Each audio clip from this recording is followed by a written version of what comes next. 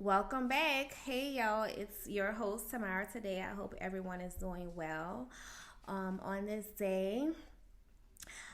Today, we are going to be talking about a topic that is near and dear to me. I think I started getting into astrology years ago, and it's still so much that I want to learn, but hopefully from after this episode I'll have a better understanding of the ways in which we can interpret and use astrology. But it's always been something that's been really interesting to me, and so I definitely wanted to have a guest on today so that we can get into astrology, like everything about astrology, how it impacts us, how it shows up for us as people of color, what that looks differently. So I definitely wanted to have this guest on who I actually met at the Sex Down South conference last year. I know y'all hear me talk about it every episode, so I hope everyone has registered for this year's conference. Definitely go ahead and register. Use the code Jezebel to get $20 off your registration. We will be presenting a workshop this year, so I'm really, really excited about that. But I met Gigi at Sex Down South, and it was just like I can't speak enough about her energy, her presence, just beautiful soul all around. And so I'm so excited that she agreed to come on and talk to us today about her expertise. And I'm gonna let her introduce herself a little bit more. But this is Gigi. We'll be gonna be talking to Gigi Robinson, who is an astrologist, sacred sexuality educator, mom, all things goddess. Hey, Gigi. Hey, love, how are you? Good. I'm so excited. I finally made it. Yay! I know. I feel like we've been scheduling for like the last year, but It's okay because it's been so much stuff been going on. Your schedule has been busy, my schedule has been busy, so we've been really working diligently to make sure that we make this happen. So first of all, I'm excited to be here because I feel like this is me coming home because I'm from Louisiana too, so whenever I get a chance to sit down and talk to my Louisiana girls, it's really like I'm really, really at home. Like we finna eat some gumbo and chill out, Right. So just to give you guys a little bit about me, like she said, I am Gigi Robinson. I am the owner and founder of IamLivingAlign.com. It is my online activation community where we do all things astrology, we do all things life coaching, and making sure that we stay focused on the things that we want to manifest in our lives, and of course, sacred sexuality. I started doing I Am Living Align in 2012 after my marriage of 13 years started to fall apart, and I was just trying to figure out a way to kind of like get my life back together because me and my ex-husband, we were doing music full time. We had quit our jobs as microbiologists to do music full time. So my life was in shambles, girl. And I was just like, what am I going to do? So just, being really still in tune to my spirituality and my background from Christianity, I started praying, like, God, I know there's got to be some answers out here. So help me to figure out what it is that I'm doing and all those things. So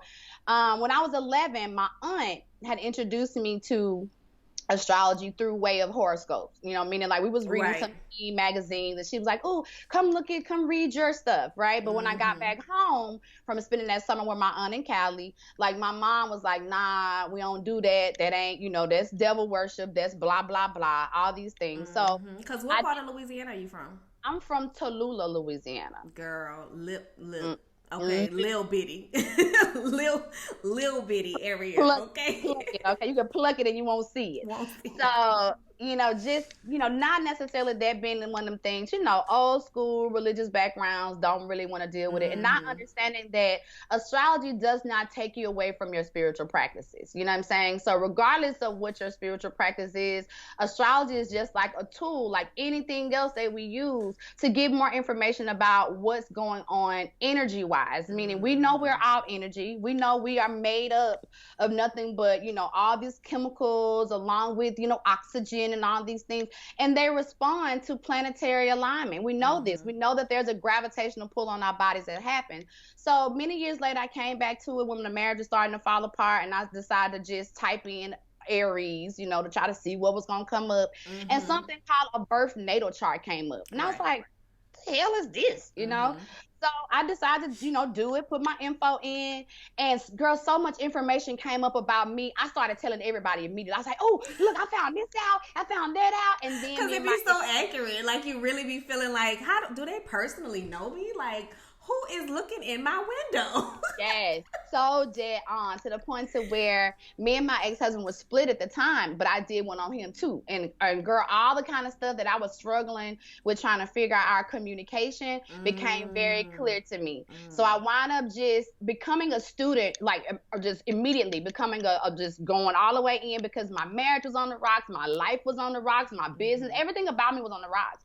So it allowed me to really dive in, and I started talking about it. And then literally people started coming to me like, hey, we saw where you were when you and your husband was starting to go, like, going bad, and how emotional you were. And then just looking at how your life has changed in like 3 or 4 months. Can you please do a reading for me? Wow. And so what are some of the things that was changing for you? Just the communication was one of the biggest things that changed, because I realized that, I realized what the Mercury sign meant, and I realized that Mercury meant communication. I realized that I had a Mercury sign in Aries. I realized that Aries is the baby of the Zodiac. So a lot of the stuff that I was communicating, I thought it was coming out very clear, but realistically it was coming off irritating, or it was coming off as being spoiled, or coming off as being entitled and egoic.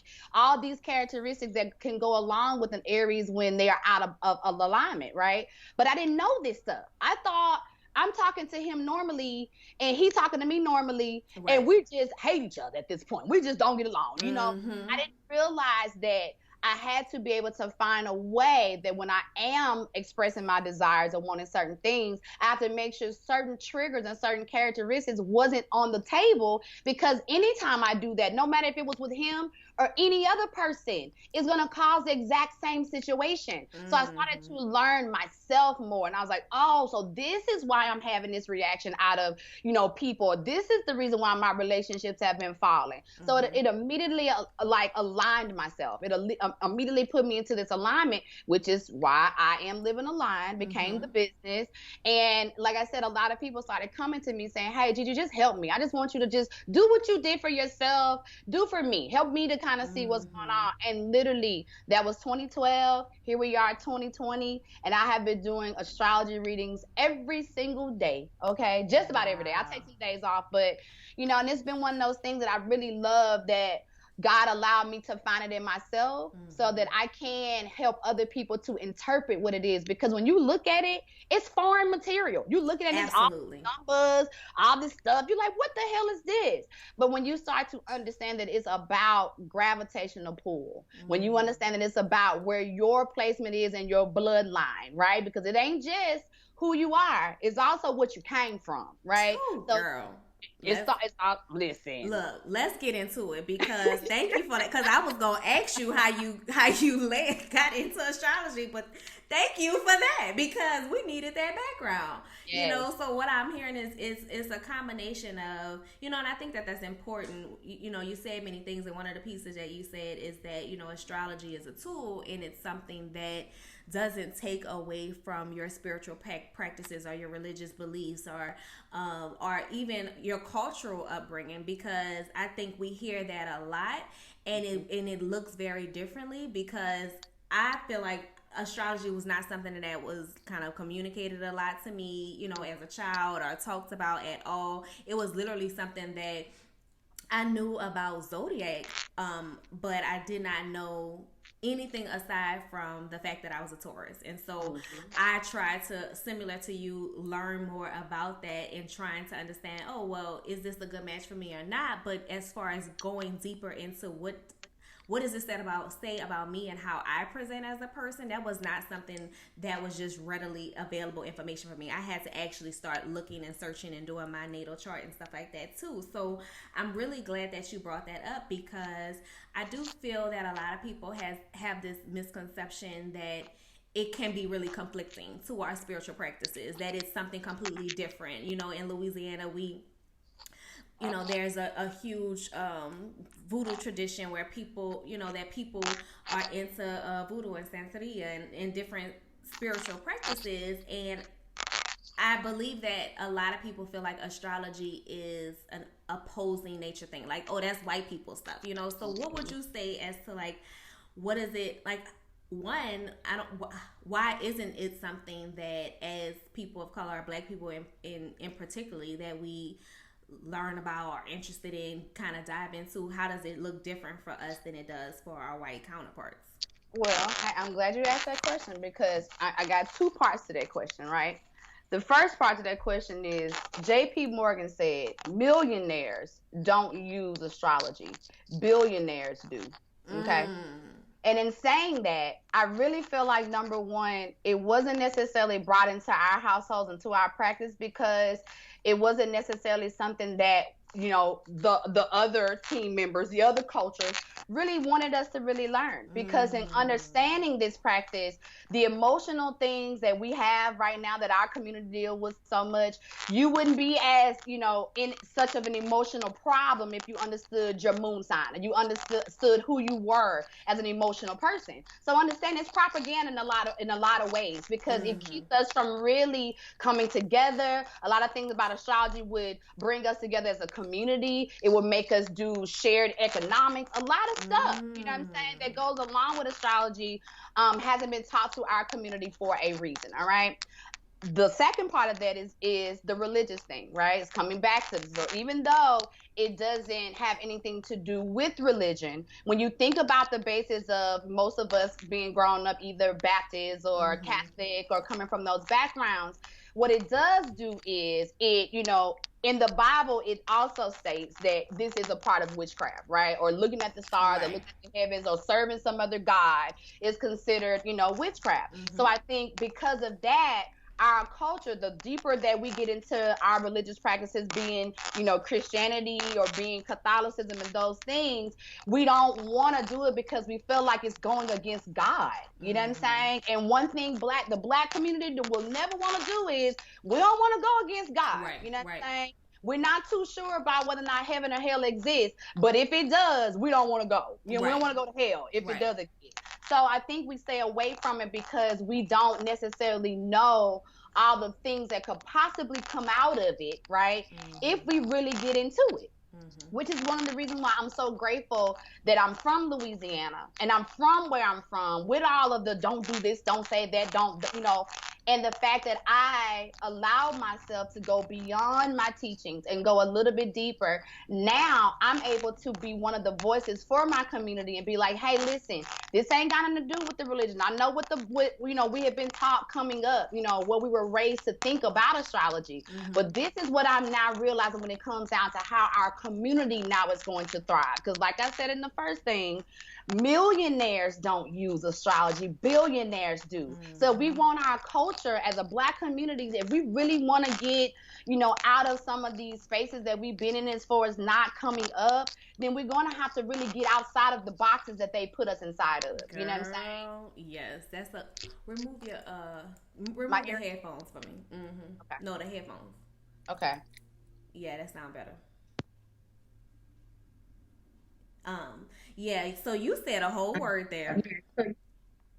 And I think like that is really, really important, because even just the thought process of knowing yourself more and being able to know yourself and read yourself, but also knowing how that interacts with other people and like what that looks like and what you know, how we feed off of that. So I definitely want to, well, one, can you give us a better understanding, you know, about the differences between, because I think, you know, when we think about Zodiac, most people are only thinking about their sun sign, okay? Right. But, you know, so when we talk about the sun sign, the moon sign, the, you know, the Mercury sign, Venus and Mars, can you give us an understanding of what each one of those are, and how that shows up in what they represent for us? Yes. So what we're talking about, when you really get deeper into astrology, you move a little bit past just what your sun sign is. So our sun sign, that's the thing that everybody knows. We've all been taught what that is. So meaning whatever your birthday is, when they say, oh, if you're born in this month, you're Aries or you're Pisces or you're whatever, that's your sun sign, right? Okay. But we know that when you look up in the heavens, it's more up there than just the sun. So why don't Right. we have a characteristics for those things too? Because just like the sun has a gravitational pull on our body, so does everything in the zodiac, okay, or everything in the heavens. So the other components to it are, you have your sun sign, you have, which is literally, if we were talking about, just briefly, we were talking about a car, a vehicle, right? Your sun sign would be the battery of your car. That's all it would really do for your body and your vibration, meaning give you electricity. So whether you're tired, you up, you down, you want to rest, that's your sun sign that's providing that energy, okay? It's the one that's, is our primal energy, the one that we really draw to the most, meaning that when you see another, Taurus in the room and somebody say, oh, I'm a Taurus, you're like, oh, baby, y'all go into this immediate thing. So even like though those personality kind of things. yes. So it's the immediate draw that you have to in your life. But then when we get outside of ourselves, we emotional, meaning whether that be good emotional or bad emotional. Now we're talking about your moon sign. Okay. Your moon sign is responsible for your desires. Okay. So if you are wanting something or whatever, you're like, oh, I really, really do want this house, or I really do want this new car. You're not dealing with your sun sign at all. Your sun sign ain't the one that's talking now. It's your moon signs, letting you know that this is what your heart's desire. Okay, so when we want to start to really focus on working within our desires, being able to clearly communicate what it is that we desire, we have to come out of the sun sign and learn more about our moon sign so we can be able to clearly communicate better. And that's really interesting, because when I did do the natal chart to have a better understanding, but of course, like you said, it's like a foreign science, because I was like, what is this, degrees? What like, I'm like, I don't know what the fuck is happening here. But it said that my moon sign was in Virgo, and I was like, I don't know anything about Virgos. So what the fuck does that mean? Well, hey, and we're going to get into that. I'm going to run through these, and then I'm going to use your chart as a basis of any other question you ask me after I run through this rundown. We're going to use your chart as an example. Yes, okay? I'm excited. But yeah, moon sign is really important, meaning that for my coaching that I do, meaning like my clients, I make my clients focus more so on their moon signs than anything. And the reason being, I feel like your emotions is driving your life, whether you know it or not. What you don't have, what you desire, what you feel like you done lost out on, all those things is in your moon sign. And if that is out of balance, who gives a shit about the rest of your chart? The rest of the chart don't matter when you are out of emotional alignment. So knowing your moon sign is one of the key and one of the most important things of your life that you can really understand. And then we have, after that, you have Mercury. Okay, Mercury is communication. All right, so everybody has heard about Mercury retrogrades and all these things. So it literally just means the way that me and you are able to talk right now is because of Mercury. I say something, Mercury takes it, it spins it around and spins it back out to you. So when we're having a retrograde, it's actually going opposite. It's slowing down. The planet is actually slowing down. So when it slows down, when I'm talking to you, it's coming to you, but it comes slower. So that stalling between in the middle causes a lot of inconsistency in how we communicate. You know what I'm saying? So that understanding how we talk and how we talk to the world is in our Mercury sign. It's not your sun sign or your moon sign, okay? Then we go into our Venus perspectives. Venus perspective is love of all kinds, meaning how you show your love, not just to your partner, not just to, your relationships, but how you share love, period. That's how you want to give out to the world, okay? It's also our stability. It's also, how we make our money. It's also how we, want to live inside of this fantasy, because Venus also has everything to do with the most extreme earth of how we experience our life.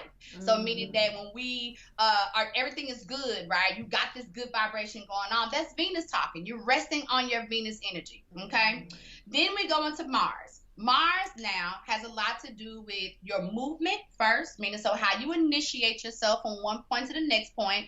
Two, also having to do with your sex drive, okay? So your movement in your life and your sexual energy is tied together.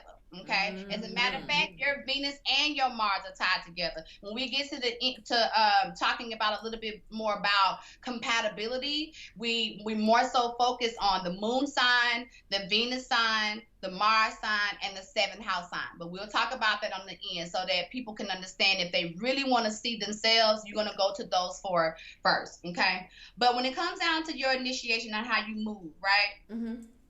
Mars is responsible for making sure that you get there. Now, Mars ain't finna wait on you, okay? It's not finna coddle with you, because understand that Mars rules two signs in particular, Aries and Scorpio. So anytime we're talking about Mars, we're talking about Aries and Scorpio primarily. And if you know anything about an Aries, they ain't waiting on nothing. Patience is not, I'm telling you, get it done now on pushing, shoving you off the cliff, right? Okay. It's the same way with Scorpio energy. Now, Scorpio energy ain't going to necessarily, it'll be patient at first because it likes to support. But then after a while, it's going to show out. It's going to push you too. So Mars responds the exact same way. Mars has those two characteristics in the way it likes to respond. It's going to say, hey, let's move right now, right? Well, sex drive is kind of the same way. We all feel like we all bomb in the bedroom, baby. We all feel like we got it together. We don't need no help, right? So when it comes down to that, our sex drive is now, we use that to be the way that we think our partners want to have sex, or we think that they want, right?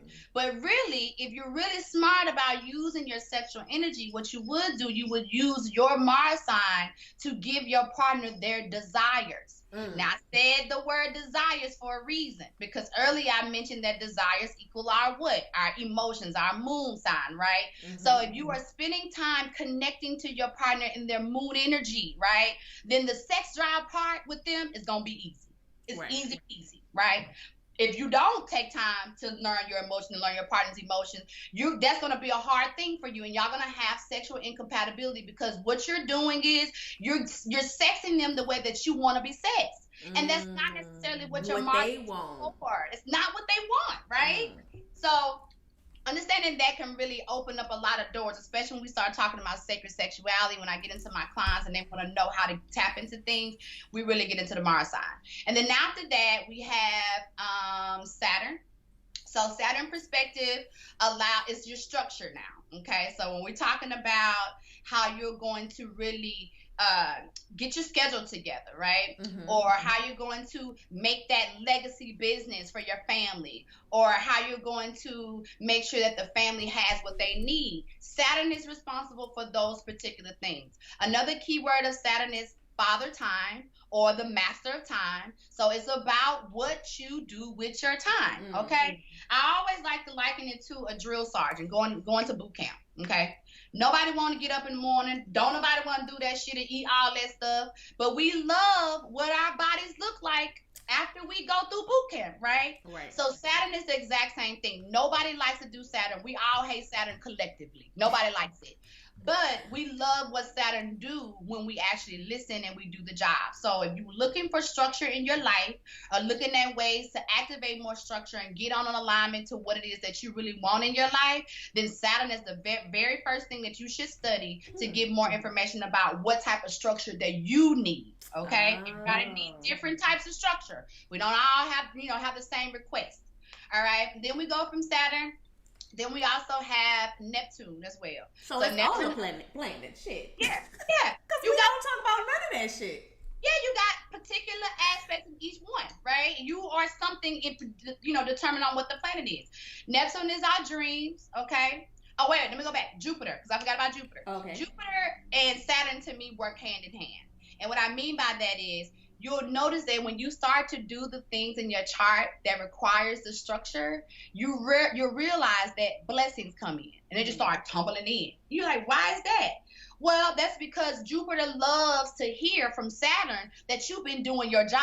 So it's almost like, going back to video games, I used to be a gamer. It's almost like when you work through certain levels of a board and then they give you that treasure chest to refill your life or refill your, your money or whatever. Maybe, you've lost so much stuff trying to get through this board. Well, Jupiter and Saturn is the same way. Saturn is getting through the board. The treasure chest that's in the corner that you can refill yourself, that's Jupiter. You only get there when you do the work. Okay? So Jupiter comes in to expand. It's about our expansion, how we expand right, to the next level of whatever it is that we're trying to do.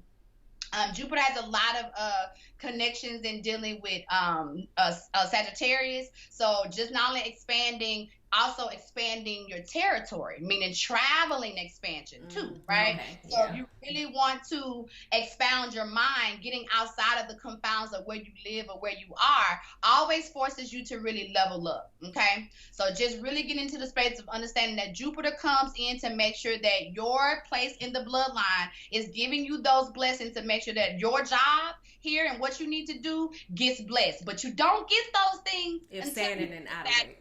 Okay. Absolutely. All right. Now jumping into Neptune. Neptune is your dreams. It's what you're dreaming about. Okay. So spirits sometimes deal with us in our dreams because when we up and we walking around, we too loud. We too, I call it claustrophobic on bullshit. You know what I'm saying? Meaning we can't hear. We're everything else is happening. It's all this going on, right? But spirit is constantly trying to talk to you. It's sending you numbers. You know what I'm saying? You just saw triple 11s. You just saw triple 2s, triple 3s. And you ignoring all of that, right?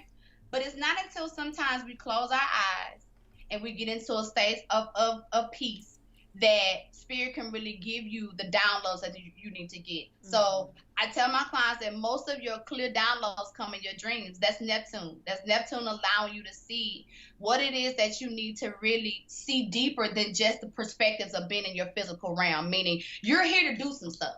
It's not just what you're in now. Your mama had some things that she didn't fulfill all the way. Right. Your daddy got things that they didn't fulfill all the way. And some of those things you're not going to really be listening to because you're too distracted with what you think your life is about right now. But your dreams will give you the downloads from your ancestors. The dreams will give you the downloads from your past lives and allow you to really see where you need to be working, where your magic need to be working at, right? So it's a really important aspect too to understand and interpret. If you want to start to interpret your dreams more, you start to read more of your Neptune characteristic and it allows you to really see where you are spiritually. Okay. Wow. My mind is blown. Okay. Like I ain't even know it was all a damn fucking planets. Come on, keep going, because this is class. Okay. Y'all, this is class today. Okay? Right. This is class. That's what you told me to do. You told me to run them down. Okay, so run them down, baby. I got my notes. So then we have Uranus, okay? So Uranus is literally getting outside of the box, okay? Uranus, one of the aspects that it rules is Aquarius, okay? So if you think about Aquarius being rebellious and being about the social circle, it's all about how we come together, the community, all these things. But it requires you to look at people and accept people that may be different from you, okay? So Uranus is about what parts of you are you not opening yourself up to because you're staying in the box of what your family passed down to you? Or you, like you were saying earlier, why don't Black people really look into astrology? That would be us being inside of our Uranus and not wanting to get out. You know what I'm saying? We're trapped in the Uranus. You know what I'm saying? Knowing that we need to rebel, knowing that we need to go deeper and look at other texts and look at other things, because it really, it baffles me a lot when I think about the fact that most of my community is, using a spiritual practice by the hands of the same people who so-called enslaved us. Okay. Now, I'm not saying that Christianity is wrong. What I'm saying is on this soil, we need to look at it a little bit differently. Yes. You know what I'm saying? So Uranus is what's going to help us to look at that a little bit differently. It's to challenge our own social norms, to challenge what it is that we've been taught, because we know that there's more. Yes. We know that. Okay? So Uranus helps us to do that. And then we have Pluto. Okay?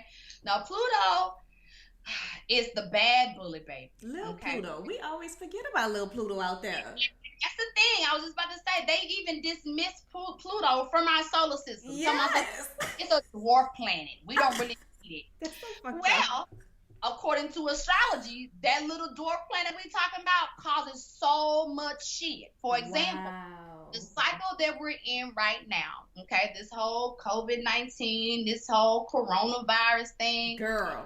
This kicked off from a Pluto and Saturn conjunction that happened in January of this year, okay? Bitch. So astrologically, We knew something was going to happen. We just didn't know what angle it was coming from, whether it's going to be our health or whether it was going to be our government. We didn't know what was going on. But anytime Pluto comes in, Pluto represents immediate transformation and change right now. Okay? Right now. But where are we supposed to do this immediate transformation and change? Pluto, talk to me. Don't just come here and punch me upside my head. Okay. Me. It's surrounding family, family programming. A lot of secrets in the family. You know what I'm saying? A lot of people got hidden secrets. So a whole lot of molestation and a whole lot of rape and stuff that's been going and happening inside of the Black community. And we wondering why this Me Too movement is coming out. And that's because these are the traumas that we have been holding on to. Pluto is what's responsible for releasing that. Because Pluto wants the truth. It don't care how it hurt people. It don't care that people have to go to jail or maybe possibly lose their life. Whatever needs to change right now will happen. So I tell people who have heavy Pluto cycles, meaning like if you got Pluto in Scorpio, you know what I'm saying, or, you know, Pluto in Cancer, you got some other things like that, you have to really pay attention, because when you pay attention to these Pluto cycles, right, if you do not do the change, and when I mean do not do the change, it means come up and say, hey T, you need to make this change today, right? And you be like, I ain't ready. Okay. But then you say that you're not ready, right? But then you wind up losing something. Spirit, take it off your plate. You know what I'm saying? Oh, you know, I need to get a new car, but I ain't ready to get a new car. Spirit didn't get you the money to get the new car. I ain't ready to get the new car. And you go outside and somebody has totaled your shit. You know what I'm saying? You're like, oh, but I wasn't ready to get I was going to do. When it's time to change, God is saying change. Yes. Pluto is saying change. Okay? Chills, okay? Because you know my goddamn Pluto is fucking Scorpio. Okay? Oh, see, well, you know exactly what I mean, right? Come on, so girl. You have Pluto and Scorpio too. You gotta be real mindful, because your karma is quick. Meaning that when you don't change immediately, when Spirit has told you to change, you're gonna see that thing happen right then. You're gonna be like, oh shit, this happened because I didn't listen. I wasn't obedient to Spirit, right? Because Spirit is giving you the reasons why you need to make those changes and those moves, and it's not gonna be easy, right? Nobody. I liken it to a snake, right? When a snake changes its skin, it has to scrub up against rocks and tree bark and like gravel. It has to scrape that off. It's not coming off easy, right? We're the same way. Transformation and change is not easy, but it's necessary, because once you get all that dead skin off, what's behind it is new life. What's behind it is all the desires you've been asking for. Okay?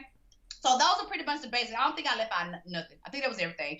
We got Lilith. We got some other things that are there in the chart, right? So I like to talk about Lilith because, especially within the cycle of women of color, we have to realize that our wild women energy, or wild woman energy, is important. Lilith is our wild woman energy, okay? It's the herbs that you know what I'm saying? It's all the home remedies. It's having home births, you know what I'm saying? It's all the herbalist, doula stuff that we do as women, you know what I'm saying, that we've been shunned away from as far as not doing. That's Lilith's job.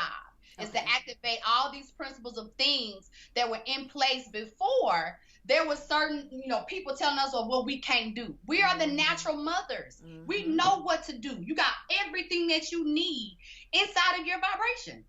So because you have that, you don't need everybody telling you how to heal your body or how to heal your children. You're the person that's supposed to do that. Lilith is our reminder of that, because she cares about women and children first. That's her primary goal. She'll kill everything else, okay? But women and children, that's her job to protect, okay? So I like talking about that. The last aspect I'll talk about too, just on that part of the chart, because I feel like it's very important, is North Nodes and South Nodes, right? North Node is what you need to be doing right now.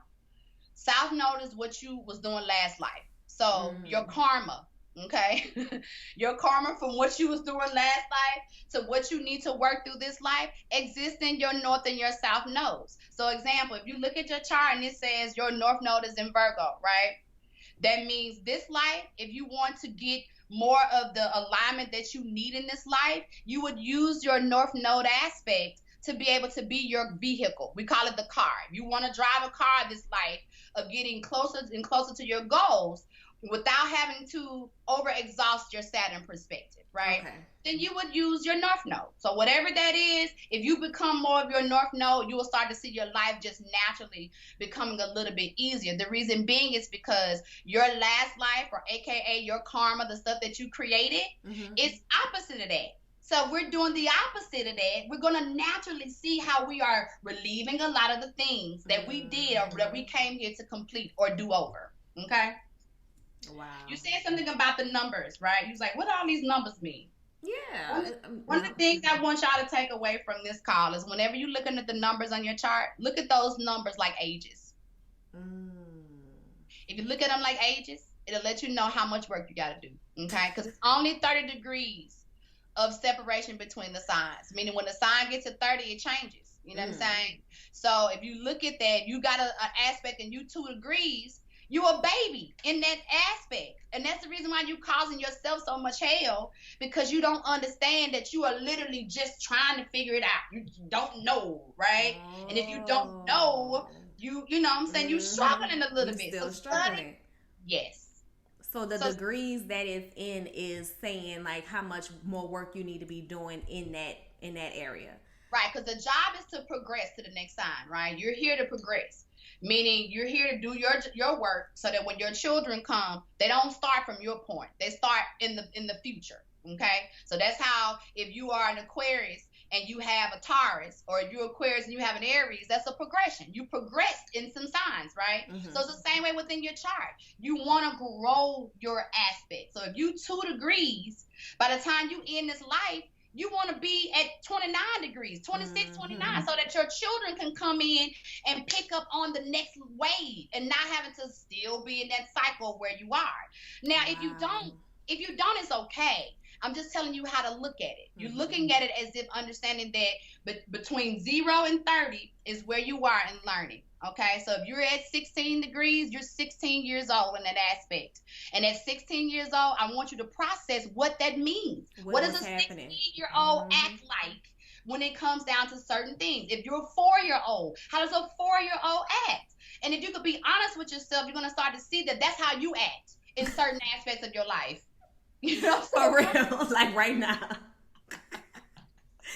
So when the degrees are higher in number, like closer to 30, then what does that mean? That means you're on your way out, baby. That means you're in high school. You're about to graduate, right? You know what I'm saying? If you look at it like, you can look at it like ages and also look at it like grades. You know what I'm saying? When you get 0 to 10, it's like elementary school, okay? 10 to 20 is like middle school, okay? 20 to 30 is high school, all right? So as you progress on through, you're going to naturally notice that many things that used to trigger you before, if they don't trigger you now, that's because you're growing up. Girl. Okay. So this is that, and that's really interesting because I was thinking about ways in which, you know, people can use their natal chart and understanding that better to, you know, not only help them in their relationships, but also helping them in their healing when we're talking about healing through traumas, you know, because we talk a lot about, you know, how trauma affects us in our interpersonal relationships and affects us with others, but we don't really focus enough time talking about how our trauma, intergenerational trauma too, because you said we carrying stuff from our different generations. It's in our bloodline, it's in our DNA, how that shows up in ourselves and what we need to do to try to move past that. So this could be a tool to help with that. Absolutely, it is. And so one of the ways that you can kind of immediately look at it, right? If you was to look at your natal chart, right? And even if you didn't know any information about your mom or your dad, right? You only knew their sun sign. If you look at your chart and within your chart, you'll see that you have a lot of Virgo. You have like 4 or 5 planets in Virgo, and your daddy is a Virgo. Who bloodline do you think you here to work on more than the other? Child. Your daddy. If your daddy's a Virgo and you got 4 Virgo planets, then a lot of the karma that's passed down to you is from daddy's side. How do you know that? Because the markers are there showing you that. And if you look further on into the aspects of the family, you'll start to see that your chart is mirroring a lot of aspects between both your mama's side of the family and your daddy's side of the family. But who's more than the other? So for me, I have a lot of Pisces. My father's a Pisces, but my father also has a lot of Aries qualities too, because he's born on the 19th. All right, he's March 19th. I'm March 25th.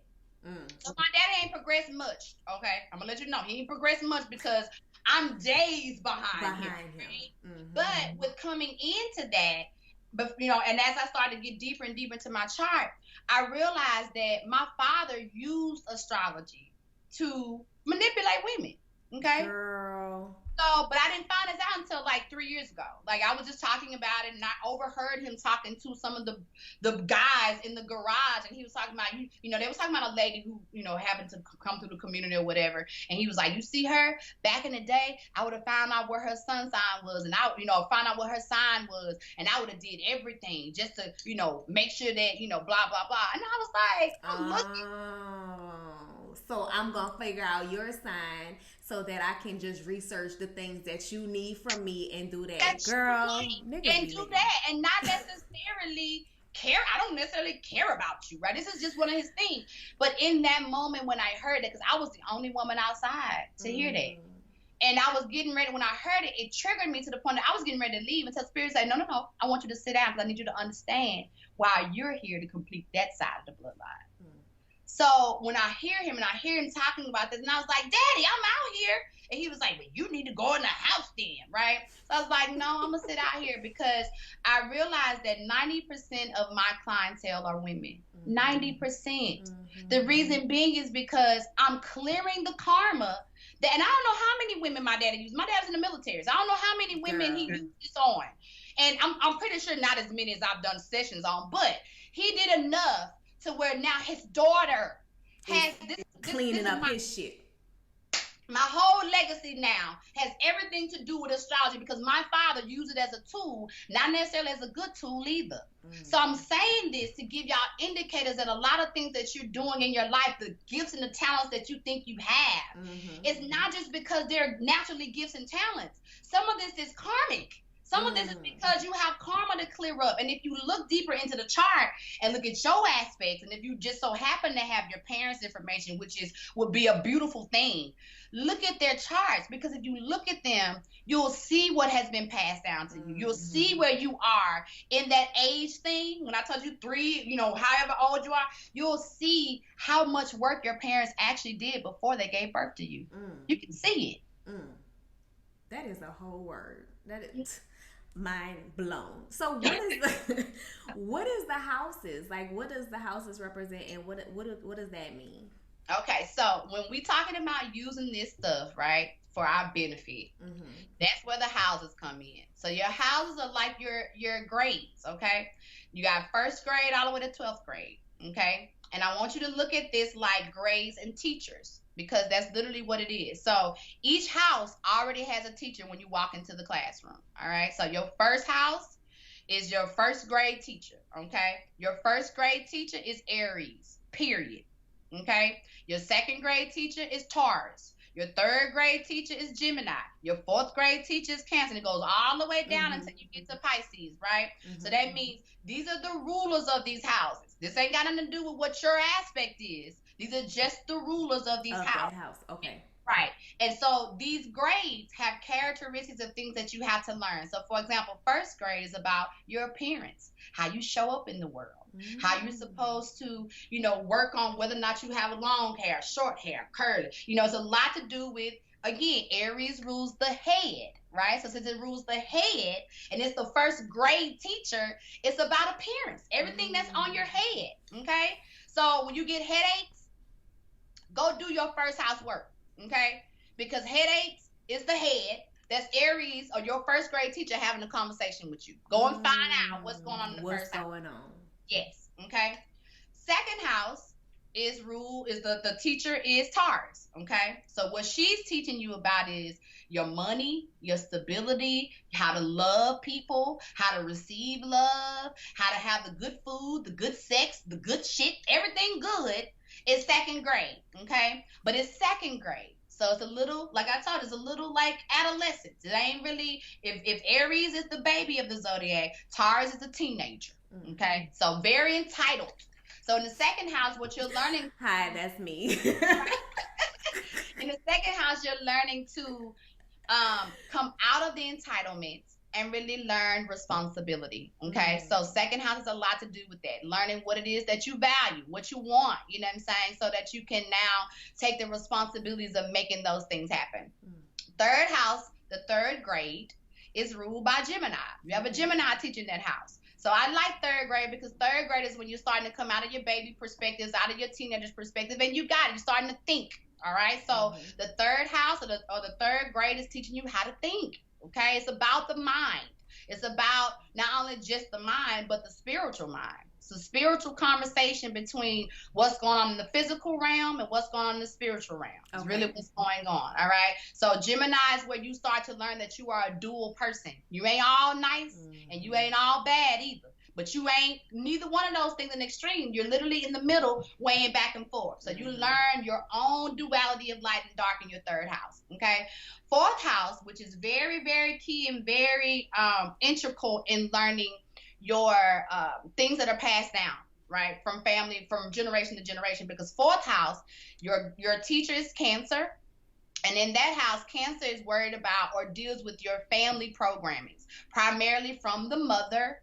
But it doesn't remove the programs you learn from dad, but it's just primarily your nurturing. So it's the mother. And it doesn't mean that your mother was a nurturing person, because some people had their daddy was more nurturing than their mother. So it's just about the house in which you were nurtured or the house in which you were raised. Okay. So if you want to know what characteristics that you are, meaning like whenever I'm doing a chart on someone, I tell them how their childhood was before they tell me. And they be like, how do you know that? I'm like, I look at your fourth house. So your fourth house tell me the type of childhood that you had. For example, my fourth house, I got Scorpio on the fourth, right? So I didn't necessarily grow up with a lot of love. You know what I'm saying? What I mean is my mother loved me, but there was not necessarily a lot of affection because I grew up in a verbal abusive environment. You know what I'm saying? Only because my parents didn't even understand themselves either. You know what I'm saying? So because of that, they were very verbally abusive. And then maybe sometimes that if my mother or my father was upset with me and my brother, then we would get that too. You know what I'm saying? So fourth house Scorpio, it states that. It states that you're going to get more so of the structure, or you're going to more so get this, but not necessarily a lot of the, you know, really nurturing type of hugs and that kind of stuff. You're either going to get it or you won't get it. Okay. So fourth house lets you know how you was raised. Fifth house has everything to do with your being on the stage. Okay. That fifth house teacher is Leo. Okay. So she comes in and say, hey, so we're going to pretend today. We're going to pretend to be blah, blah, blah. So get up there and do it. So everything that comes down to the things that you really want to show in life, the places where you need to have courage, the places where they say it takes heart to do that, right? That's your Leo perspective. That's your Leo grade. You're learning how to have courage. You're learning how to shine. So a lot of the experiences in this house has a lot to do with people judging you, or has a lot to do with people saying that you think you all that. You know, it's a lot of different things that come up against you, because what Spirit is trying to prepare you for is self-courage and self-activation. So you're going to get people saying things about you to see where you are, right? And a lot of Leo qualities, when they're not ready, they retreat. They become homebodies. Leos are not naturally homebody people. They become that when they're running from the scrutiny of showing themselves to the world. But when they have courage, baby, Leos are everywhere doing everything, okay? Holly Berry, to be one, you know what I'm saying? They do everything that they possibly can when they realize who they are and what they got. So that's our house to learn courage, okay? Sixth house. Sixth house is ruled by Virgo. Virgo is our teacher. And what the teacher is teaching us there is how to work out, how to eat right, okay? How to work with people. The key word is work, okay? So how you then take everything that it is that you say you believe in, what you love, and how you do all these things, and how you then talk about it, because that house is also another house that's ruled by Mercury. It's a Mercury understanding. So understanding that you have to really work in this aspect. So working out, doing things, make sure you're eating right. All of that is in the sixth house perspective. So for example, when your digestive system goes off, when your stomach is toe up, it's because you ain't doing the sixth house. That means you ain't working out, you eating bad, you know what I'm saying? You're overthinking, because that's another characteristic of what happens when you're in the sixth house and you not on your shit, meaning that you eat bad, you doing everything bad. You ain't worked out in 4 years, right? what happens is you start to panic. You have hypochondriac tendencies too. All of that is symptoms of you having a bad digestive system, aka a bad Virgo house. You're not working the Virgo aspect. Okay. Seventh house is relationship. Okay. Our teacher there is Libra. Okay. So Libra is teaching us how to have a balance between being the good that we can be in our relationships and taking care of ourselves. Okay. We all have that bad, meaning that we're here to learn how to properly relate and making sure that we take care of ourselves and fill our cup up and then giving from the overflow. That wasn't what we learned though. What we learned was 50-50 relationships. Yes. But 50-50 relationships leave both parties broken. Right. You got to show up 100%. There you go. It's 100 and 100, right? So that's what Libra is showing us. It's showing us that 50 and 50 won't do, baby. It's got to be 1,000 and 1,000, okay? In order for us to have really harmonious relationships. It also shows us about keeping us in the mind frame of remembering what it means to have things that we love and to do things that we love. You know what I'm saying? Because if we're doing all these things just because we want to get the gratification of just being, you know, in the perspective of being in a relationship, it's going to cause us some problems. Okay. So we're learning how to the balance of giving and the balance of receiving. Okay. All in the relationship house. Eighth house is ruled by Scorpio. I love this house. I didn't love it at first. It was one of them things I really didn't like. Scorpio energy, nothing Scorpio. Get away. But the older I've gotten, the more I have a deep appreciation for Scorpio energy because that house is our magic. It's where you transform everything. When I was talking about Pluto earlier, Pluto sits in this house, in this lesson. So when you get into that house of learning your sex magic, you are learning sex magic and magic period, you learn how to use your eighth house to your advantage. Meaning whatever your triggers are, you know that those are the things that you have to work on. Okay. And you take those things in with your partner and you start talking to your partner about what you desire. Because this is another place where your desires show up again. Okay. So because these desires show up again, you can now express these things in partnership with your union and now use these for sexual manifestation. Now you can transform faster. Come on, sexual manifestations. Yes, eighth house is all sex magic. So when I'm talking to my clients about they want to get into sex magic, we explore the 7 and 8 house real deep. So make sure that you understand what's going on. Okay. Ninth house is our teacher house. It's ruled by Sagittarius. Ninth house has everything to do with the difference between understanding your spiritual self and understanding your ratchet self. Okay. Come on, balance. Listen, it's called balance, baby. If you think you're going to be all religious on this plane and think you're going to make it, you're not. You got to keep your duality. We see duality every day. What I mean is you go outside right now, it's light out there. You go out there in 6 hours, 7 hours, it's dark out there. So that means duality is the gift that we have in this world. It's the gift that God has given us to understand that we are always light and dark. Sagittarius reminds you of that. Okay, now does it remind you of that? It says, don't be afraid to show that too. Show both sides of yourself. You know, show us who you are spiritually, but I want to see you twerk a little bit. You know what I'm saying? Okay. That lets me know that you are in your body. You know, you're feeling in your body. Okay.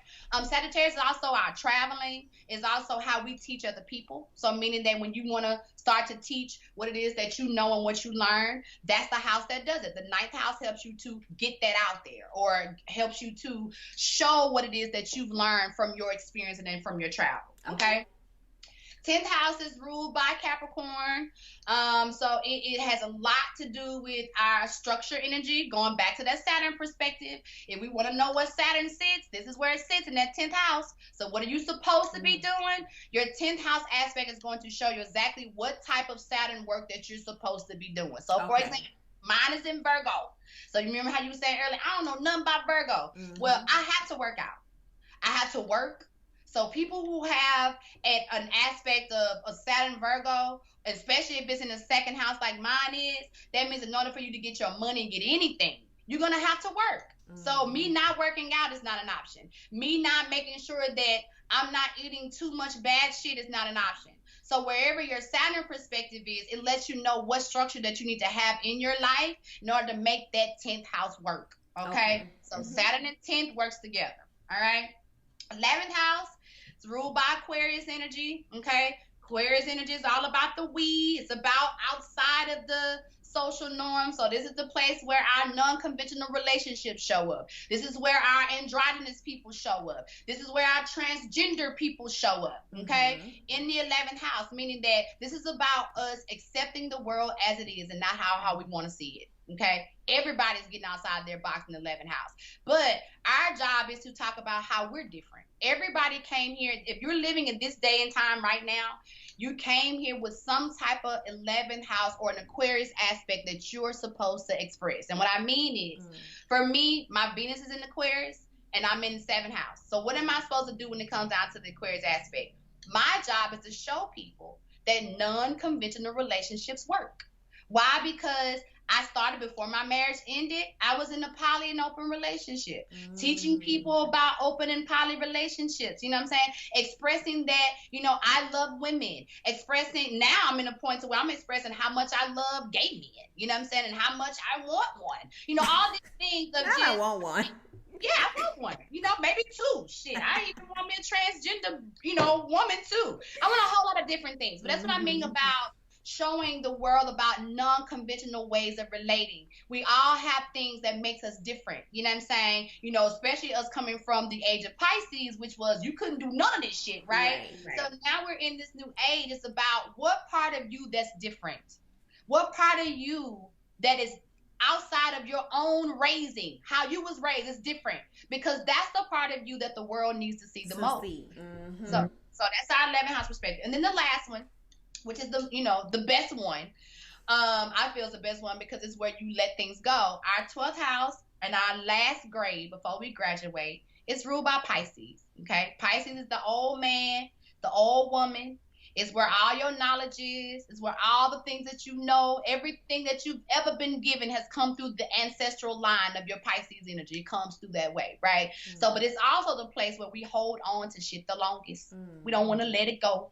Okay, so 12th house is where you come to bring things to die. So if you got any type of, you know, things that you hold, you and your mama had a problem and you ain't let that go, you know, that's in the 12th house. If you and your daddy did something to you and you ain't talking to that nigga no more, that's the 12th house work. You know what I'm saying? That nigga broke your heart. You don't want to talk to him no more. 12th house work. So any space where you are resisting to allow yourself to let something go happens in your 12th house. So 12th house is the place where you have to ask yourself, why don't I want to let it go? Why am I still mad?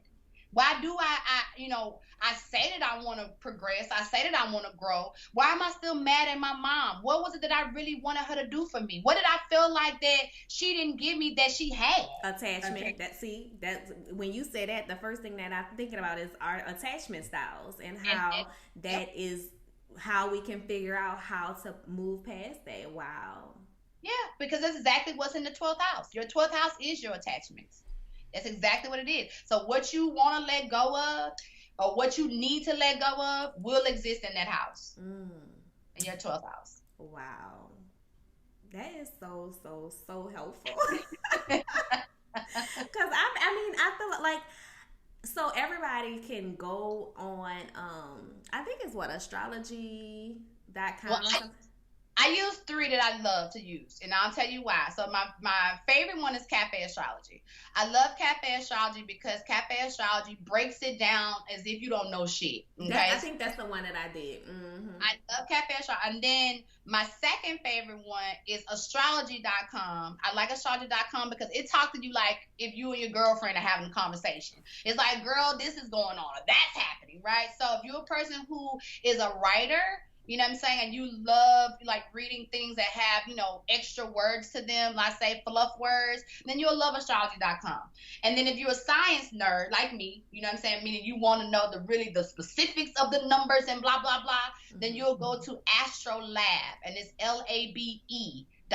So Astro, ASTRO, Lab, LABE.com. And that one is like, it's real scientific, but girl, they got all kinds of different charts. You can go and do relocation charts. You can go and do all these compatibility things. Hey, you can even go and do stuff on your business, right? Because it's more so about numbers on that particular site. So I use all 3. All my clients that work with me have to use all 3 because I want them to get familiar with everything. I want you to know the basics, but I want you to know the conversation. You should be able to have me and you having a conversation. Ain't no books around here. This is me talking to you, right? So you should be able to have this in conversation. And the way that you do that is by it becoming a part of your conversation. So astrology.com help you to do that. You know what I'm saying? Okay, nice. So I'll actually leave all of that in the show notes for people that are interested in going to do their astrology natal chart. And I know the one I used was Cafe Astrology, and you got the natal, and they'll send you the PDF, and you can now. So when you're listening to the episode, you can look at your chart and have a detailed guide of what the fuck is going on, because we need to know what's happening. Girl, wow, that is so crazy. Now you know I'm not gonna let you go without we got to go through one or two of these things for me, because a bitch is over here looking crazy. I'm ready. Eyes ready. So tell me what's going on. Give me some stuff. So I know you said your moon sign is Virgo. So sun. How did you know that? You just told me. Oh yes. Okay. And I remember. Okay, so let me tell you, when a person tells me an aspect, it's almost like my little bit in my brain in your file, in your folder. They go pull it up and they write it down and they put it back in there. It's something we never forget. So I heard you say that. I heard you also say that your Pluto was in Scorpio as well. So those are the two aspects that I remember. Yes. So my sun is in Taurus. Moon is in Virgo. Mercury is in Taurus. Okay. Venus is in Aries. My Mars is in Gemini. What's next? My Jupiter is in Aries. My Saturn is in Sagittarius. Uranus is in Sagittarius. Neptune is in Capricorn. We got Pluto in Scorpio, and then my Lilith is in Cancer, and my end node is Aries. So it seems like Aries has shown up the most in my chart. Yeah, I see that too. And you said your hold on. So moon is Virgo, and then sun is Taurus. So let me go back to these. So Taurus, sun Taurus, moon Virgo, Mercury Taurus, Venus Aries, Mars Gemini, Jupiter Aries, Saturn Sagittarius, Uranus Sagittarius, Neptune Capricorn, Pluto Scorpio, Lilith Cancer, and North Node Aries. Yep. All right. What do you want? So what you want me to tell you? Emotion. Tell me what's going on the most, like right now. Like give me just a couple of minutes of the thing that you think you are struggling with today. I think that I would like to have a better understanding of relationships and communication. I know like how I communicate, because I think one of my main goals, so for y'all that don't know, like that's one of the reasons why I was asking Gigi to come on, because when I saw her, I went to Atlanta in February, and when I saw Gigi, she was like, 2020 about to be some shit. Like we don't know what's happening or what's gonna go on, but it's about to clear out a lot of stuff. Like it's about to be a rebirth. Something's happened, but now towards the end of 2020 we'll be able, but we need to do that because we're about to go into 7 years of abundance. So I was like, what fuck is gonna happen? So I went into the year being like, my two goals are to be grounded and to have balance.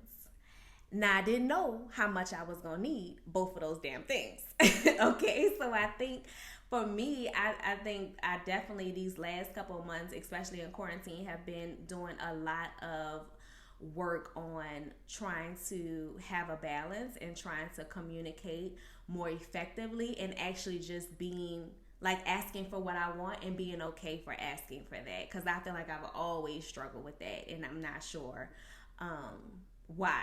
So I guess that's the abbreviated version. Yeah, that'll work. What's your rising sign? How do I know that? Would it say first house? What does it say over there? What says first house? Taurus. All right. Wow. Okay. Well, that makes a lot of sense. So,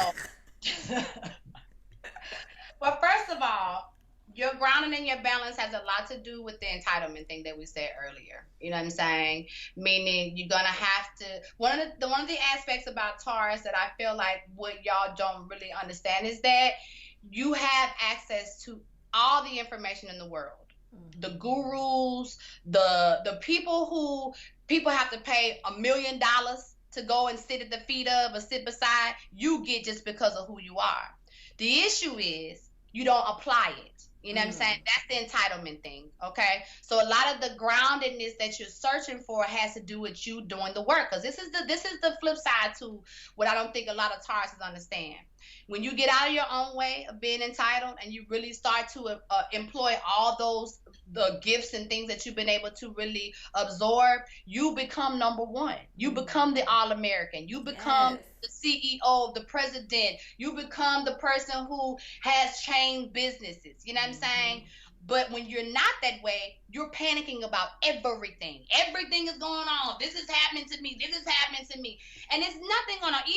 Even in your body. Like, I've had many Tauruses come to me. I think this is going on. I went to the doctor and the doctor can't find it. And I said, because there's nothing going on, baby. What's going on is that you got to move. Your body is making you think there's something going on so that you can just get active. So a lot of your stability and the grounding that you're looking for is making the move. Why do I say that? Because you got Mars and Gemini too, okay? Now, I told you earlier that Gemini, it shows up as it's mercurial, it's mental mind chatter, right? Or meaning how you're talking about certain things and certain aspects. But it's two people, right? So meaning you got one person who know every fucking thing is ready to go. The other person's like, I ain't too sure about that, right? So a lot of the reasons why you haven't been making those moves that Taurus is requiring for you to do is because you're confused on which side you need to stand on. But I'm here to tell you that both of those sides are going to always exist. You're going to have to move through it. So that means just do it. The moment you do it, everything will start to make more sense, because a lot of it is just getting out of your mind and getting on your feet, right? Making your feet actually do something. Okay, because we're talking about movement. Now, Mars don't necessarily like Gemini. It's not a happy place there. You know what I'm saying? They do okay, but it's the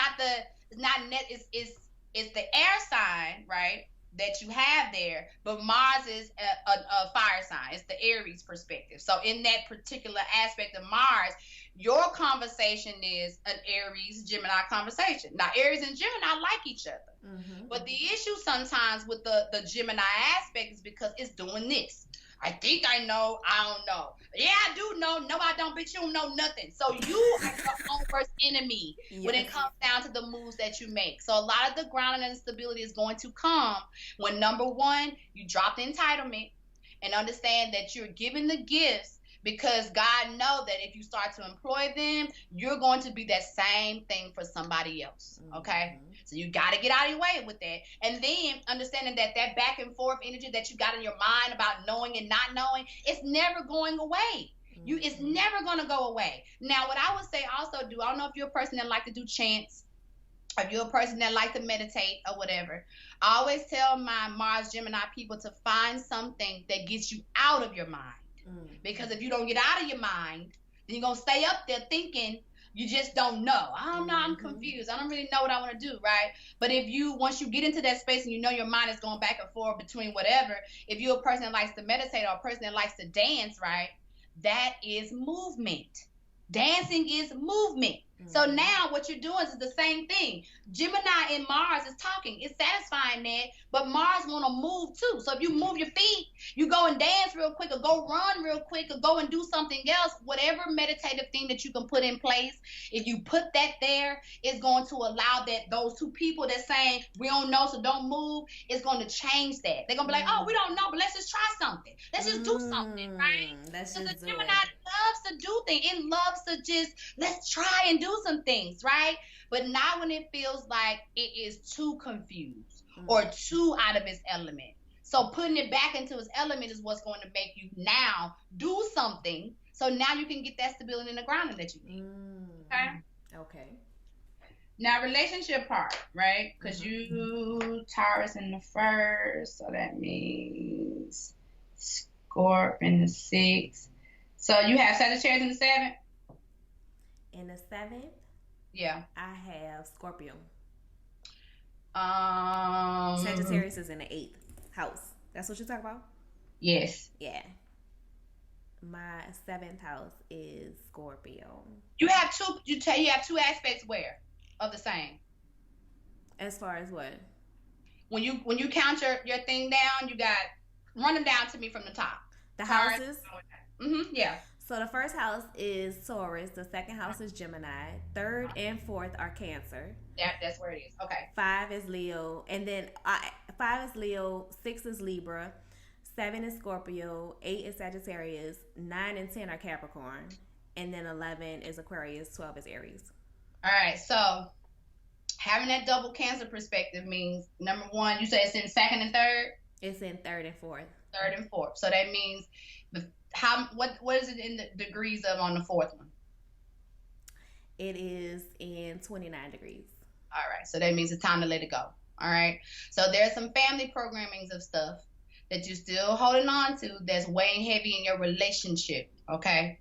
And the reason why I can say that is because of that 29 degrees, it's 3 and 4th house, so 4th house is ready to let it go. It's ready to go from Cancer into Leo, and that's the reason why you got it doubled up, but it's still something there, right? Look how it's on the end, but it won't push over, right?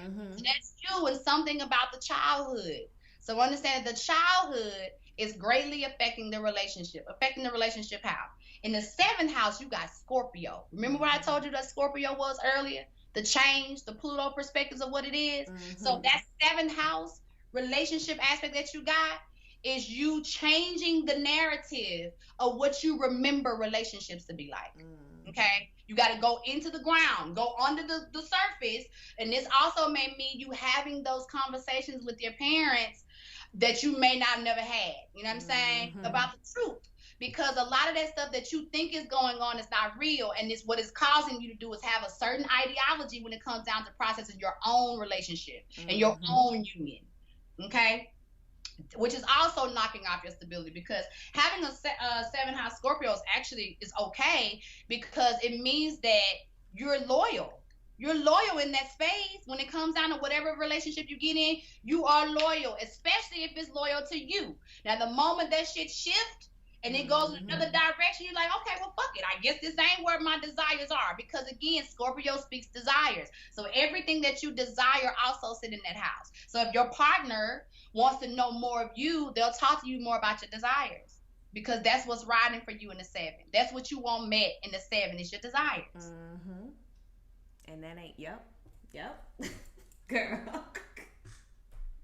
Mind blown. Cause y'all, now I'm gonna be sitting up in here reading this goddamn chart all day because I just can't. Like, it's the accuracy is just so on point, and I think that that's like the importance of it and the ability for you to use it in so many different ways. I think even just looking at it the way you said it as a tool is so helpful, because it really can help connect those dots, where I feel like a lot of times we just don't have those answers, but we don't know where to look. We don't know where to start. We don't know who to ask, what we should do first, you know? And so that spoke to me as far as even understanding the duality, because that Gemini aspect, you know, it takes me forever to make a decision, because I'm like, well, it could go this way or it could go that way, but let me think about this a little bit more, you know, and that's just so crazy. Yeah, and you can be back and forth on that roller coaster forever and never making a move, but all it's gonna do is affect your stability, because that's what it's affecting anyway. You know what I'm saying? And another reason too, I like the natal chart, because I think for me, and one of the things that I try to make sure every time I do any type of interview, that I give people the understanding that we are literally every sign in the zodiac, from Aries to Pisces. You're all of it. Okay, so saying that you don't fuck with a particular sign or you don't deal with a particular sign means there's some part in your chart that you're not dealing with, okay? Because every person that shows up is showing up to mirror something about your chart. Now that you know that we're literally every sign in the zodiac, I just called out every particular, when we went to those houses, I told you that every house had an aspect that is yours, from Aries all the way to Pisces. So that means you are never not dealing with yourself, no matter what relationships that you draw in. One of the number one questions I get all the time is, Well, who am I more compatible I was with? just about to ask you that. I was like, so how are we supposed to use this for compatibility? Because that's the main thing. People are always like, well, who's going to balance me out? Yeah, and the reality is, you do have signs that give you to where you can link up with people who will make your synergy better, right? Will make the relationship better. But that's not how God works. You're here completing karma. You're here continuing DNA. You're here breaking cycles. So because that is the case, why would you want to avoid things just to have it to where it's good? You're not going to grow that way. I just said earlier, if you were not grown, if you're not triggered, right? If you're not going through certain things, you're not going to know what needs to be changed. So we need to stay away from this ideology that we need to only shoot for people that's going to just make our charts really balanced. Because the reality is, it's not. It's never going to happen. Even if you got a person who had your exact same chart, baby, like meaning that y'all got the same aspect, just in different degrees, y'all gonna have some major problems. Yeah. Why? Because you're looking at yourself. That's a mirror reflection. That is a direct mirror. So you're going to have some problems with yourself. So there is no 100% perfect compatibility. What it is experiences in your life that is getting you to that soulmate that you're supposed to be spending the rest of your life with. You know what I'm saying? But we run into a lot of different people that are training us, right? For the person or the people that you say that you really want. Yes. But you don't want to go through anything. You don't want to deal with nothing because you feel like, if you go through things, those things are going to break you. But I really wanted to be with her, or I really wanted to be with him. But that ain't who you're supposed to be with. They came to train you for what it is that is really yours. Yes. There are a lot of people in relationships with people who belong to somebody else. Girl, speak on it. Afraid to learn yourself. You are afraid to get what's yours. But when you realize that the universe is only here to give you everything that is yours, then you won't fret about the people that come into your life. You won't be looking and searching for only perfect compatibility people, because they don't exist in the space of where we are in spirituality and what God really is, and meaning like owning your life. We want all experiences to show up because those are going to make us great. You know what I'm saying? Think about some of the worst experiences that you've had in your life, right? Yep. And how those things have made you great today. What if you didn't have those experiences? Right. I mean, and you're right. Like, I think that we often are looking and searching for the answers and not realize, and then also have this idea of things being just complete. Like, well, if I work on this, then everything else is going to be, better. Or once I work on this, now I'm going to be happy. Or once I do this, then I'm never going to, and especially because as a person that does trauma work, that, I tell my clients all the time, you can go to therapy for trauma, you can do the work, you can, heal through that, but it doesn't mean that is gonna go away. That's a part of who you are now, and so it just allows you to show up in a way that you weren't able to show up before. It allows you to function and move through life a little bit easier than the way that you were before. It doesn't mean that it just dissipates and just goes away, So I think we are always constantly searching for that fix. And and when we can start thinking about energy in a very different way, for me at least, it changes a lot. Yeah, it does. I mean, it opens up a whole new world. And the same way for me, I tell clients too, whenever we're working through certain things, those things gonna come back up. It's going to resurface. You know what I'm saying? I used to smoke the jar and cloves. You know what I'm saying? Smoked them for almost 10 years. When I stopped smoking them, I'm going on, this is my 3rd year not smoking them, right? I still crave them almost every day. The only difference is I don't want them no more. I had the experience. I knew what it came for. It was one of those things. It was a crutch that I used when it came down to my writing. I felt like cloves helped me to write.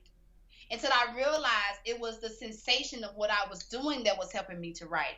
So when we change our mindset around what it is that we're now going in the direction of what we really do want, it don't mean that those things that have happened to you are not going to resurface. But you have grown now.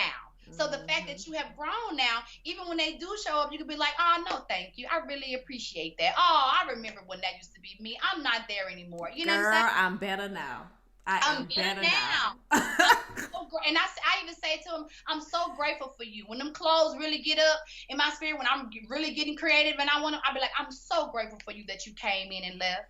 I'm so grateful. So we have to understand that it's the same way in our charts. People experiences our old relationships, old boos, old bays, you know what I'm saying? They came to show us and strengthen things about ourselves. So when them retrogrades show up, you shouldn't be falling back into your old patterns of those things. And you might do it once or twice. But when you're really ready to grow, when retrograde comes up and you know this boy only shows up on the first or 2 days of retrograde, and the moment y'all have sex, he disappear.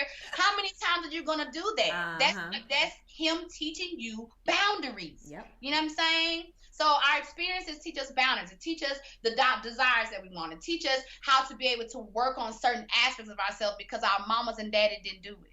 Our grandmamas didn't do it. They didn't know how to do it. Right. So we got to hold ourselves to more accountability and more responsibility for our lives now because we got the internet. So you can go and search your chart. You can go and look now, you know? And you have the resources and the tools to do that. And so, you know, our healing, and that's why I tell, you know, people all the time, like, I can't convince you of your healing. Yeah. I can't convince you of you being able, of your power, of being able to step into a different realm and a different place in your life. You have to do that for yourself. You have to do that work for yourself.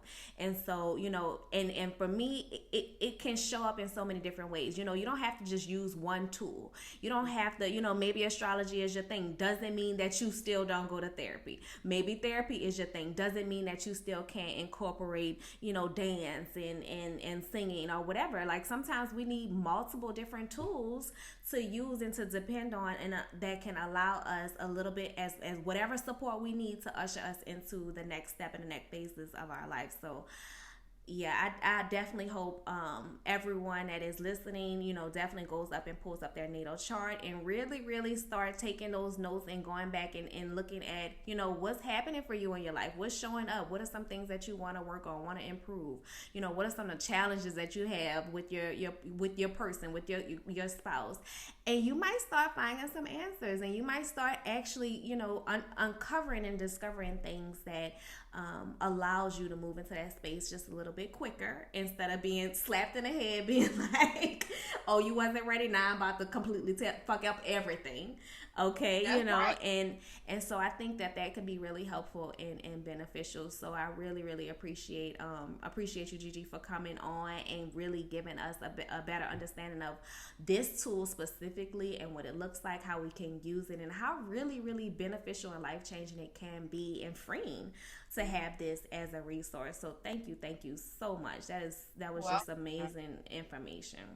You're welcome. It has truly changed my life. I mean, the woman y'all see today, you know, is because of that. It's because I got outside of my own box, and I got tired of, you know, blaming my ex-husband for the things that I wasn't getting. And I got tired of blaming the men, you know, and women that I related to prior to all of that. I got tired of blaming people for the outcomes of my life, you know, and because that was my mission was to be 100% responsible for my outcomes, right?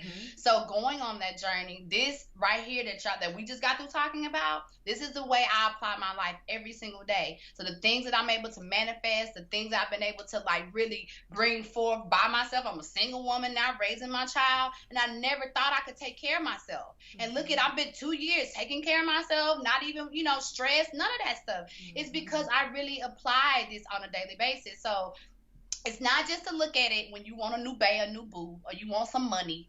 You got to really apply this stuff and really see that every single day something is happening in your body, in your vibration, and you deserve to know what that is. You deserve to know how to use it to your benefit. Yes, it's definitely all a part of doing the work. You definitely have to do the work in order for you to show up in yourself. So yes, thank you so much. Can you leave the people with your contact information? I'm sure people are going to be wanting to like reach out to you. What are some other things? One, we would what are some other things that you're doing and you're working on, and how can people contact you and reach you if they're interested in getting a reading or what? And everyone knows that I got all of my well, you probably don't know, but I recently got into waist beads. I got all of my waist beads from Gigi. We set intentions. I won't ever buy waist beads from anyone else. So I send a lot of my listeners to IamLivingAligned.com as well to get their waist beads. So what are some things you're working on right now? Okay, so the summer tour, and even though we are coming, out of the quarantine and still kind of, just to, be on the alert, we're still going to be dealing with this, for the remaining of the year. But I am doing Wild Women Worship. And Wild Women Worship is my summer tour where I go travel to different cities, especially those cities of women that want me to come. And we literally spend about 5 hours just talking about the difference between an altar and a shrine. We talk about the differences between household herbs and how to use those things for, like, if you starting to come down with a common cold, using things like thyme, basil, oregano, the common household things we use for cooking. We can use these things for medicinal properties. We also talk about the differences between CBD and THC. We talk about, psilocybins and LSD and ayahuasca. Like, we really talk about all things like wild energy when it comes down to the woman. We also finish off talking about sex magic and how after you've learned all these skills, how to now take all these things and, get into your manifestation and being able to use these also household tools of us getting back into what I call our kitchen magic. You know what I'm saying? Us remembering that this is what our great-great-grandmamas used to do. They used to, heal the family out of stuff that was in the kitchen, So that tour we're doing Atlanta the first weekend in June. So June 6th will be the Atlanta stop.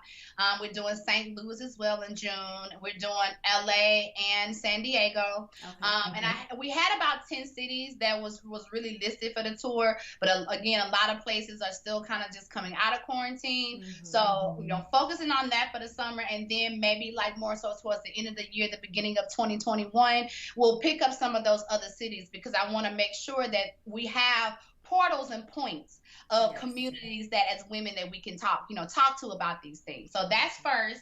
I also have Sex Down South. I do it every year. Okay. Yes. So for me, I definitely be Sex Down South in September. And then 2 years ago, I started Kinked Up ATL. Kinked Up ATL is my sacred sexuality part of my lifestyle brand, which means it's the space where I bring not just my clients in, but anybody who is interested in learning the 101s, ground floor level of kink. You know what I'm saying? So if you don't know anything about it, you may just like getting your ass spanked or like getting choked, but you don't really know anything about it. Kinked Up ATL is where I literally walk you through step 1, what is kink? Step 2, doing certain parts of it. Then step 3, having the experience, going to a dungeon. Step 4, now that you've had the experience, all this trauma is coming up, because we realize that trauma comes out when we're dealing with kink. So we have a whole day talking about the trauma surrounding why you want to do these things and all that kind of stuff. And then we spend a whole day of pampering and getting massages, and so I really love curating events, so when I'm not doing astrology and I'm not wasting, waist beating, for the ladies and doing those things, doing events, traveling, doing lifestyle things, and bringing people to sacred spaces to really do what they love to do is my thing, But how can you find out about these things? Like T said, IamLivingAligned.com. It's going to be the first place to go to get all things dealing with me, meaning from the events to the waist beads to the tour, all those things. And then if you want to just see what I'm doing on a day-to-day basis, following me on social media on pretty much everything, meaning on Facebook and on IG. It's still I Am Living Aligned. If you're on Twitter, it's Aligned Goddess. And also, I started a podcast this year too called the Goddess Dojo. The Goddess Dojo is just literally about everything I just said to you guys. So basically, it is the astrology, it is the sacred sex, it is the life coaching, and really helping people in an auditory way every week to be able to stay focused and stay in alignment. So it's on Apple Podcasts, it's everywhere. Just type in the Goddess Dojo. Awesome.